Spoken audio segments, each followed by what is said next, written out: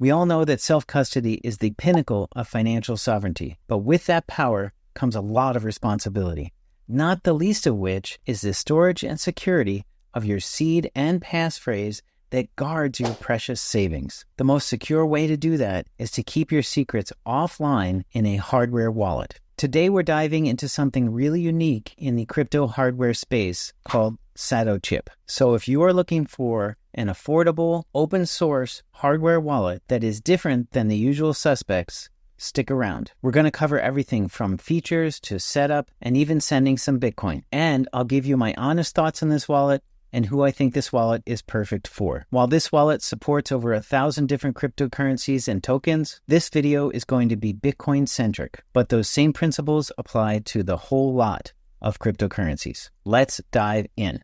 So what is the Satochip cryptocurrency hardware wallet?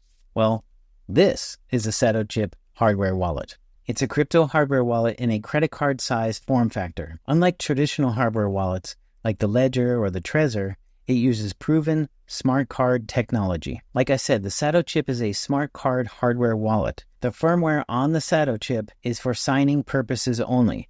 It's not a fancy wallet. It stores your keys securely on the chip, but it also signs transactions, and that's it. The Satochip card is completely open source. That is, the software is open source and the hardware is open source. In fact, they have instructions on their GitHub page and their website on how you can make your own Satochip device at home using a blank smart card. And this credit card sized device uses standard smart card readers that are available all around the world. The Satochip was developed by a small team based in Brussels, Belgium, and has been around since 2015. And this team is focused on simplicity and security. Like the title says, this wallet is affordable. It's a €25 investment, maybe some shipping's involved.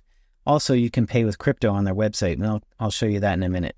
And this company has 2 other products, and I'll review those in future videos.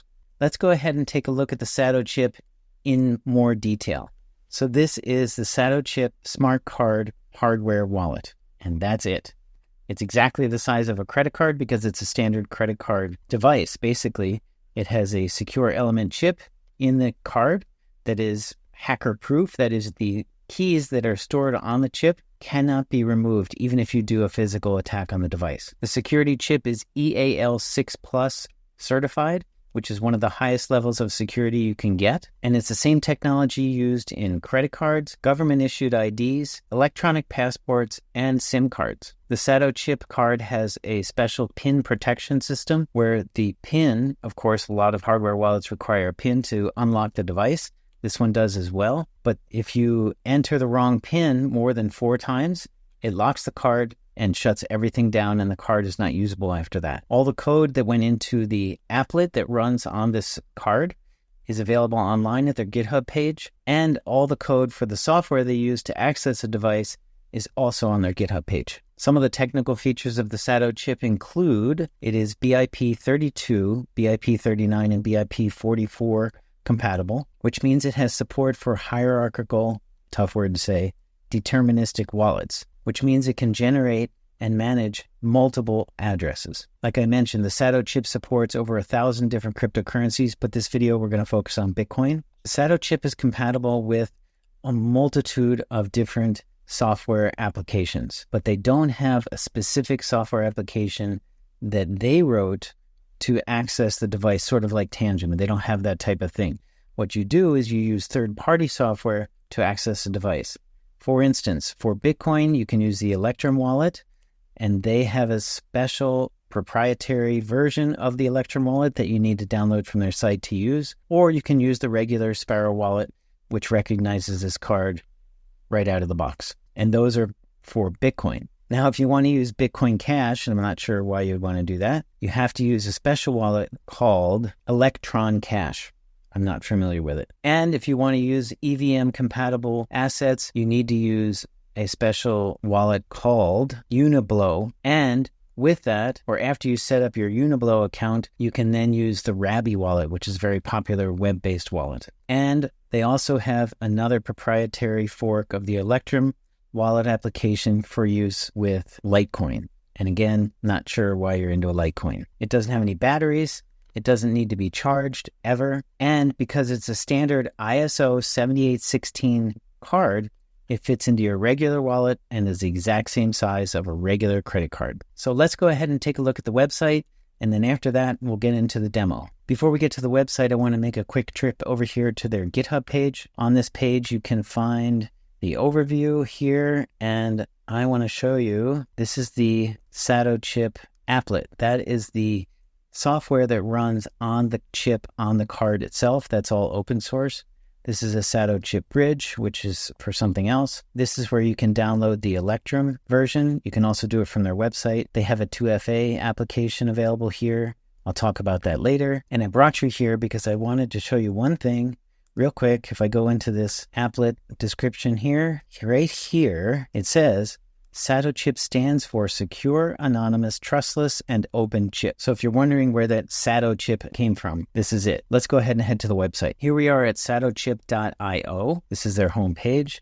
And I'm just going to run through a couple things on the website that are interesting. You can take your time and poke around on the website. These are their 3 products. The Satochip, which is what we're looking at today. Satodime, which I have and I will show in a different video.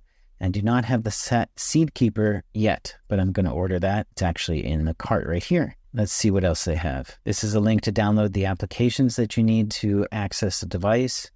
And they have a learning area, which I've been through, and it answers a lot of questions, and it's a good way to get up to speed with this wallet really quickly.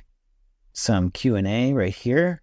And what else? Oh, just some more information on the Satochip, what coins that they support, over 1,000 different coins, and the Satodime as well. So in the products menu here at the top, we can see that they have these 3 products, some accessories, which include a card reader. Now, this device, this wallet, this hardware wallet, is a credit card which has a smart chip inside, but you can use it using NFC technology. It's NFC capable, or you can use it with a smart card reader, which is what this is right here. And that's what I have right here. And I got that off of Amazon right here. This is the exact smart card reader that I have. It works plug and play on Mac. I'm assuming it also works plug and play on Windows, and I'm not sure about Linux. Not much works plug and play on Linux. Anyway, it's $16, pretty cheap, and then you have it forever, hopefully. But it is a pain in the butt to have to use something like that. And you can get an NFC card reader, so you just tap it rather than inserting it, but they're a little more expensive, and I just didn't want to deal with it. And I know this one works. I'll leave a link in the description below for the reader that I have. Okay, that's it for accessories and applications. So on this page here, this is the Satochip download section where you have a link to download the Sparrow wallet. This is just a regular Sparrow wallet. You have a link to download the Electrum client that is proprietary. It's their fork of Electrum, and it's the only one that works with the Satochip. You cannot use the regular Electrum wallet. You can use the regular Sparrow wallet. You don't have to download it from here. But the Electrum wallet, you have to download their version.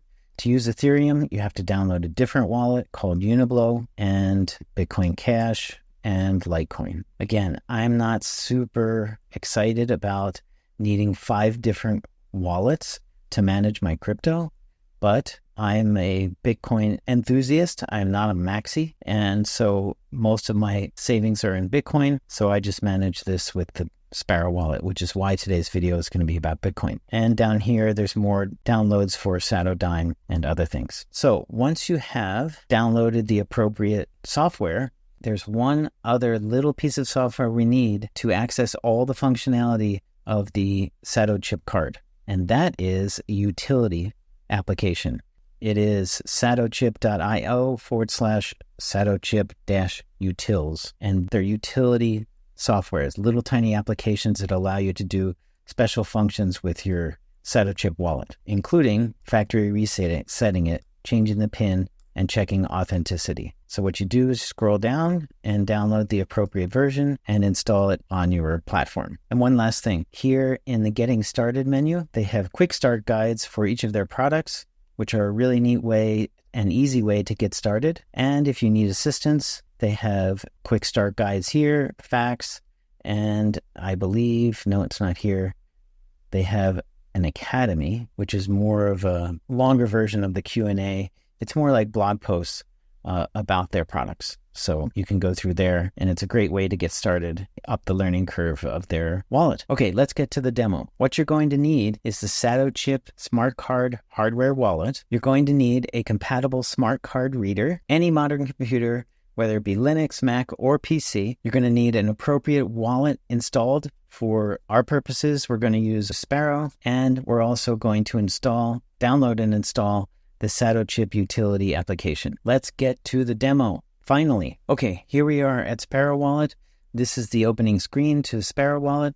And down here in the corner, it has a little yellow switch, which should be green when you're connected to your own node, but I can't plug all these things into my computer, so I'm going to have to use the public node, which freaks me out, but that's okay, just for demo purposes. The card is clean and never been used, so I'm going to place it into the reader, and then we're going to select New Wallet. We're going to call this Satochip. That's easy. And then this screen comes up, and what we want to do is to create our first Satochip wallet for Bitcoin only on the Sparrow wallet is select Connected Hardware Wallet, and then we want to scan, and there it is, Satochip Leave Card on Reader. So it recognizes it right away. And we want to import the key store, but we have to set a PIN code first. So it says choose a PIN code now.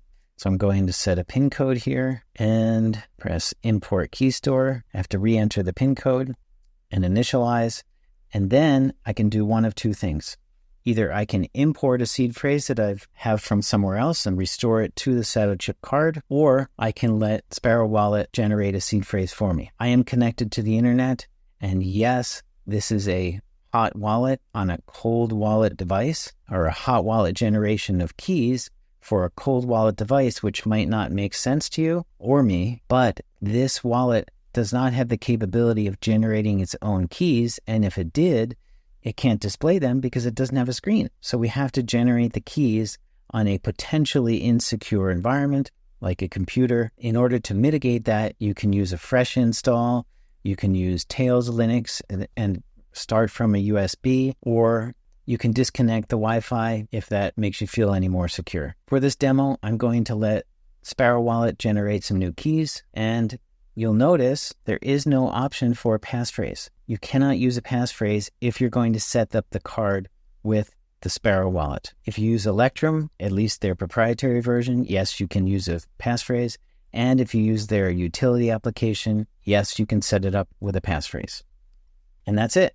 So now I'm going to import the key store, and now we're done. Basically, it's to press apply, set a password for the application, and that's it. Satochip is officially initialized and set up and ready to receive Bitcoin. Go over here to the left and select receive. There's the address. Please send all your Bitcoin to that address, and then I won't have to make these videos anymore. Now, if you want to use Taproot, this is Taproot compatible. So what you need to do is you would go up here to native SegWit, select Taproot, have to go through the process again, clear the key store, select connected hardware wallet, scan, import key store, enter the previous code, not a new one. See, it says enter PIN code, not select PIN code. Press import and apply. And if you want to back up the SegWit wallet, you could name it SegWit or whatever you want to do. I'm not going to back it up, and I'm going to set a password, and that's it. That's how you create a Taproot Satochip hardware wallet. Okay, now I want to reset the wallet and show you how to use it on Electrum. And while I'm resetting it, I need to show you the Satochip Utilities application, which we downloaded and installed earlier. Let's head over there now. Okay, here we are at the Satochip Utils application. And yes, this is as big as it gets. It's not very big, and I'll zoom the camera in a little bit. But this is really faint. Now, I don't know if you noticed on the website, there's some things that make the product feel like it's just not finished all the way. And I realized that the Satochip team is a very small team, and they're working very hard on this product, but there's some things that could really go a long way if they finish them to making people feel a little more comfortable with the product, or at least the security of the product, because you can't even read this, and the Windows version is exactly the same. It's very difficult to read. So I'm going to insert the card into the reader, and the screen changes. And what I need to do is reset my card. So I'm going to click that. I have no idea what that says, but I'm going to press start. And then it says remove the card. So I'm going to remove the card a little bit and then reinsert it back in, and then press reset, remove the card, insert the card, press reset, remove the card, insert the card, reset. And I don't know if you'll notice, but this is a countdown. It's very hard to see. And it says 2 of 4, remove card, insert card, reset. Now it says 1 of 4, remove card, insert card, reset, done. The card has been reset. You press OK. The application restarts and you press let's go. Now the card is clean. It does not have a pin. It does not have a seed, passphrase, or anything. You can use this application to do all of that, or you can use the Electrum application. Actually, I'm going to use this one and show you how it works. So let's go ahead and select this application or this selection, set up my card. Again, the instructions are in a very light font and it's just kind of silly. Anyway, let's go ahead and enter a new PIN. I'm going to save the PIN and that's it. Now the PIN unlocks access to the secure element chip on the card. And it also opens up some different menu selections. We need to set up our seed phrase. So I'm going to press set up seed. I don't know what that says. I already have a seed phrase or want to generate a new seed phrase, it says. So if you already have one and you want to restore it to your Satochip, you can do it here. Just paste it into here or type it into here. And if you have a passphrase, you select this and you can enter a passphrase. Very good. I like the fact that you can use a passphrase on this wallet. Or if you want the application to generate a seed phrase for you, you select this and here's the 12-word seed phrase or 24-word. And again, you can use a passphrase, but there's no way to put in a passphrase. I'm clicking down here and nothing's happening. What you have to do, and this is kind of silly, is you uncheck and recheck. And now you have the opportunity to enter a passphrase. Okay, so that took me a little bit to figure out. I'm going to go with a very secure passphrase, and this 24-word seed phrase. And I'm going to finish setting up this card on this application just by pressing import. And then I'm going to take it back over to Sparrow Wallet and I'm going to send some Bitcoin to it. I'm going to do this all behind the scenes. And then I'll meet you over there with the wallet set up on Sparrow Wallet that has Bitcoin in it, and we're going to send the Bitcoin out of the wallet, and I'll show you how that works. Okay, here we are at Sparrow Wallet inside the demo wallet that I set up for this demonstration, and I'm going to send some Bitcoin out of the wallet. There's already some Bitcoin in the wallet. Let's go ahead and look at the transactions. There are 66,000 sats in this wallet, which amounts to $45. I'm going to send it out of the wallet and show you how the transaction is approved using the Satochip card. Okay, let's go ahead and send it to ourselves. Let's see what the fees are. Pretty good. And I'm going to copy this address. This is a receive address, and I'm going to put it into the send box along with a label to self. I'm going to send the max, and the fee is going to be 2.99 sats per VByte, which is nice and low, 22 cents. Not bad. We're going to create the transaction. And again, the Satochip card is not inserted into the reader. That's why the light is orange when it's inserted. The light turns green, but I'm going to keep it out of the reader for the moment. I'm going to create the transaction. I'm going to finalize the transaction for signing, and then I'm going to sign. It says connect hardware wallet. I'm going to insert the Satochip into the reader so the light turns green. I'm going to scan. It says Satochip, leave card on reader. I'm going to sign the transaction. I need to insert the PIN code, so I'm going to paste that in here. There it is. And I'm going to sign the transaction. Once it's been signed, it's sent back to Sparrow Wallet for broadcasting out onto the blockchain. And that's it. Let's go ahead and look at the transaction list in the Sparrow Wallet, see if that transaction has been sent. And it has. Here it is. The transaction has been sent to self. Of course, it doesn't have any confirmations and might not for a little while. And that's it. Pretty simple. So this hardware wallet acts as a transaction signer, and it stores the private keys and seed phrase and passphrase on the device. Let's head over to mempool.space and check the status of that transaction. Holy mackerel. The transaction is already confirmed. 52 seconds after I submitted it for confirmation, it got confirmed. That never happens to me. So we are having a great lucky day. Let's go back to the Sparrow wallet and see what it looks like. Okay, and for some reason, It's not showing any confirmations on this wallet here, but I'm sure it will show up very soon. Oh, it says disconnected. Toggle the switch to reconnect. And there it is. The transaction is now showing that it has been confirmed. For some reason, we got kicked off of the network, but we're back on. And that is a demo transaction using the Satochip. So let's go through a list of the pros and the cons, and then I'll get to my recommendation. Some of the pros include affordability. This wallet is really cheap. It's listed on their website for €25, and there is no other hardware wallet that I found on the market that is this inexpensive with a focus as much on security as they have. They're doing the best they can with the limited capabilities of this little credit card device. I love the fact that the Satochip is fully open source, both the hardware and the software. They use proven smart card security with an EAL6+ certified secure element chip. The Satochip offers NFC support and functions in a ton of different smart card reading devices. The Satochip has Taproot support and multi-sig support that some other wallets, Tangem, don't have. It also works with a full Bitcoin node through the Electrum app or the Sparrow app, and includes advanced fee and coin control, obviously through the use of those apps. In addition, you have the ability to reset the device and use it over and over as many times as you wish, and you can have as many wallets as you want on the same device.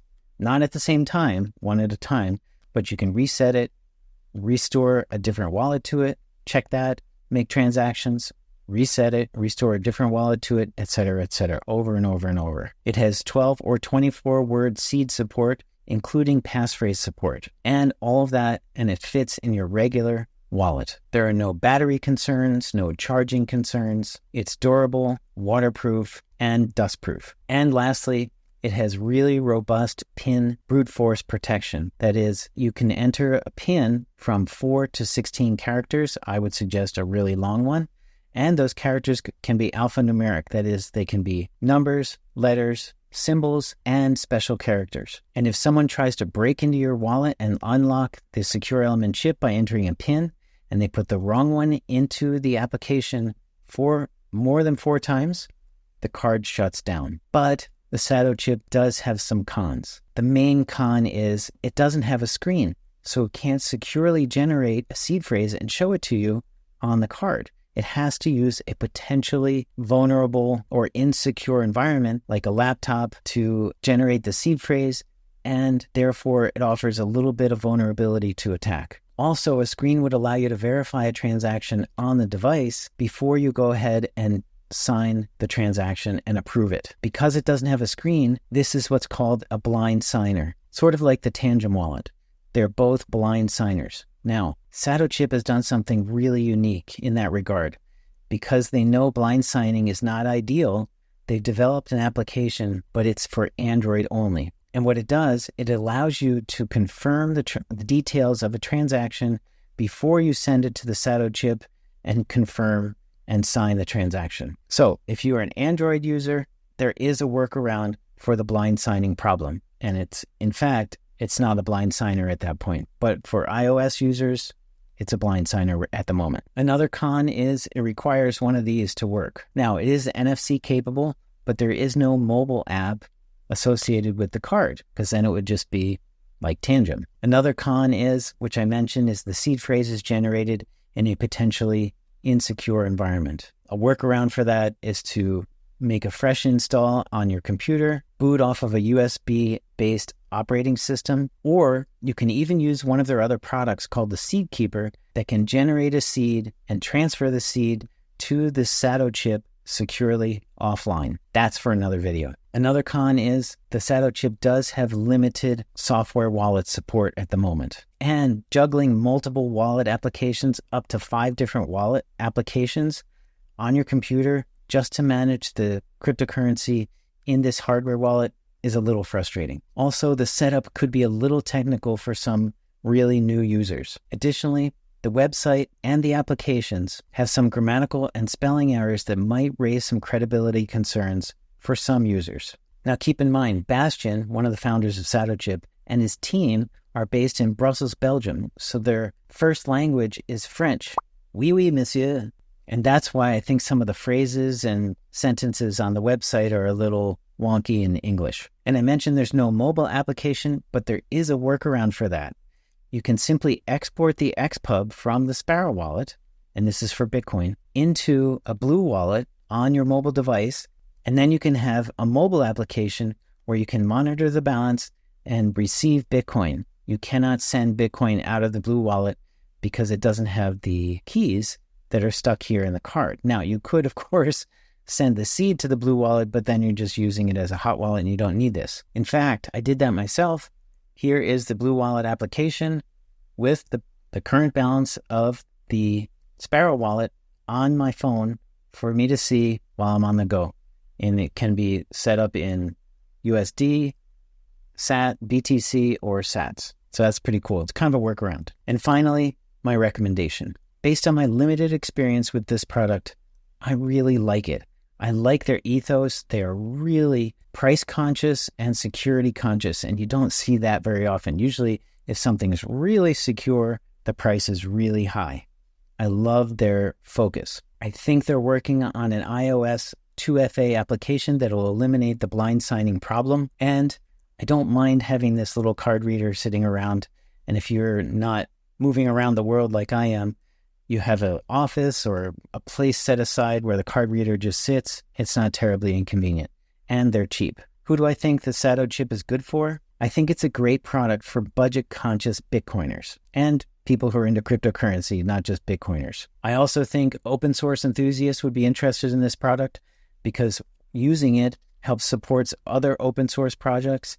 And I think it would be really kind of cool to try to make one of these at home using their instructions and their applications available on their GitHub page. I also think it's great for those people who want a backup hardware wallet if they have a Ledger, a Trezor, a Blockstream Jade, or Keystone Pro or something a little more robust. I think users should be pretty comfortable with self-custody by the time they get into one of these. And overall, I think it's good for a smaller amount of savings. I don't think it's quite ready for a large amount of crypto, like a life savings on this card.